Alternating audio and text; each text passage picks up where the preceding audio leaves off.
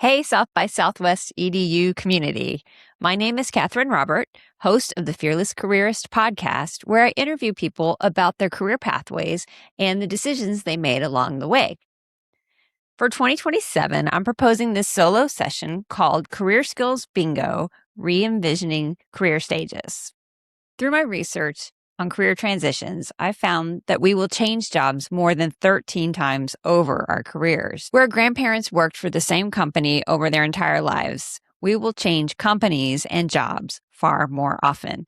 This means that the way we research and think about career paths needs to change too.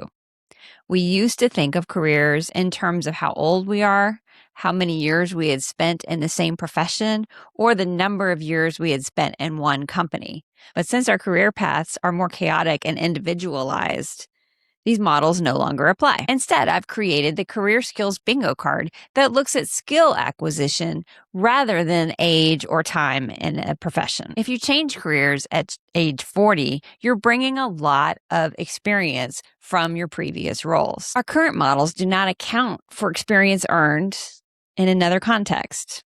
Take a look at the skills listed in the card.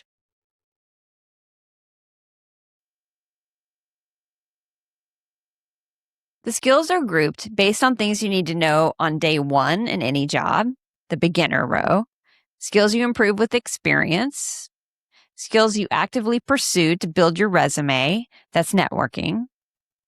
Grooming skills are what you develop as you enter into leadership and experience higher level situations, such as confidentiality with an employee matter. You also learn how to prepare for upper level interviews, and you develop a broader perspective about your work. Finally, the optimizing skills are gained when you have flexibility to call your own shots and the vision to see where to apply pressure or step out of a situation. In a traditional career, you would learn the skills from left to right. But in our more chaotic world, you may already have changed jobs 7 times by the time you're 40. You may have worked in 3 different fields, and you may have even run a startup company. In that example, you already practice interviewing for advancement, you know how to network, you see a bigger picture from having worked in other fields, and you're not afraid to seek greener pastures. On the Career Skills Bingo card, you need to revisit beginner skills each time you begin a new role to make sure you know the quirks of the new job and the new software.